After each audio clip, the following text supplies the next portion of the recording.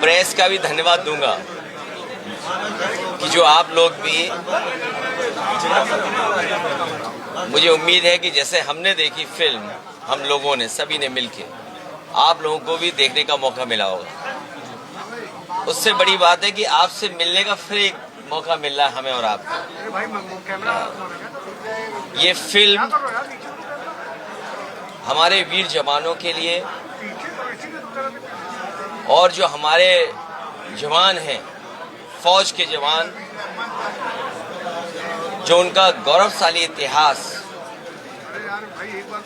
जिसमें हम लोग गर्व करते हैं, उसको याद दिलाता है।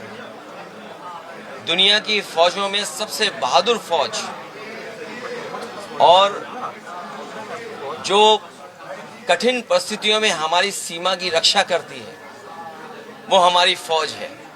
रजांगला और उस समय के जो युद्ध के बारे में जो जानकारी मिली है, एक सच्ची घटना, एक वॉर, एक लड़ाई जिसका बहादुर जवानों ने मुकाबला किया। ऑर्डिनरी कैप्टन की उपाधि मिली है रामचंद्र यादव जी को, और बहुत सारे लोग जो बहादुर जवान उनके साथ थे। परमवीर चक्र से सम्मानित सितान सिंह, उनकी सबकी बहादुरी की एक जो फिल्म बनी है, हर एक को देखना चाहिए और याद रखना चाहिए कि कितना जोखिम भरा, कितना चैलेंजिंग और कितना कठिनाई भरा हमारा भारत का वो टेरेन है, वो इलाका है।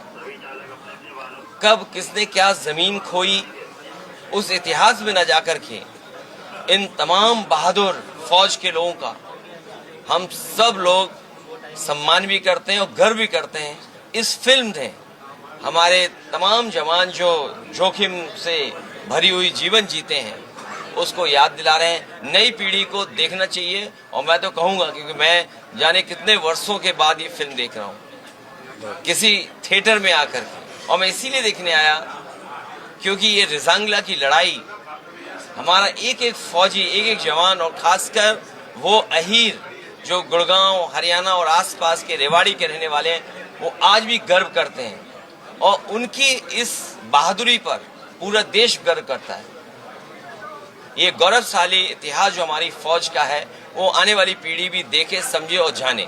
अरुणाचल प्रदेश उसको चाइना में रोक दिया गया ट्रांजिट में, और उन्होंने अरुणाचल प्रदेश को एक तरीके से आइडेंटिफाई करने से ही मना कर दिया चाइना में, क्योंकि फिल्म देख करके आए हम लोग, और वो लड़ाई और वो तस्वीरें हम लोगों ने देखी हैं। कितना एक एक जवान ने हजारों हजार की संख्या में चीनी फौजियों का मुकाबला किया। कहा तो ये जाता है कि आखिरी बुलेट तक, आखिरी शरीर जो जवान का जिंदा था और आखिरी सांस तक लड़ करके उन्होंने अपनी जमीन को, मातृभूमि को, अपनी धरती को बचाया। ऐसी बहादुर फौज जिसने आखिरी सांस तक लड़े हों, ऐसे बहादुर लोग जो आखिरी बुलेट तक लड़े हों, जो उनके पास था सब कुछ निछावर कर दिया। वो हमारी धरती, वो भारत माँ, या जो हमारा भारत का क्षेत्रफल है, वो कम ना हो। और ये सवाल कई बार उठा कि हमारा क्षेत्रफल जो भारत सरकार जिसका आंकड़ा रखती है, उसे कम से कम बताना चाहिए कि हमारे भारत का क्षेत्रफल पहले क्या था, आज क्या है। और जो भारतीय जनता पार्टी की सरकार में लगातार ये देखने को मिल रहा है कि सीमाएं हमारी सिकुड़ती जा रही हैं। ये प्रचार में ज्यादा भरोसा करते हैं, झूठ बोलने में ज्यादा भरोसा करते हैं, लेकिन हमारी सीमाएं और हमारा क्षेत्रफल इनकी सरकार में कम होता हुआ दिखता है। न केवल क्षेत्रफल कम हो रहा है, बल्कि जो तरक्की और खुशहाली हमारे देश की होनी चाहिए, उसकी वो भी रुकावट बन रहा है चीन। इसलिए हमें ऐसे देशों से सावधान रहना पड़ेगा जो देश हमें समय समय पर हमारी जमीन छीनते हैं।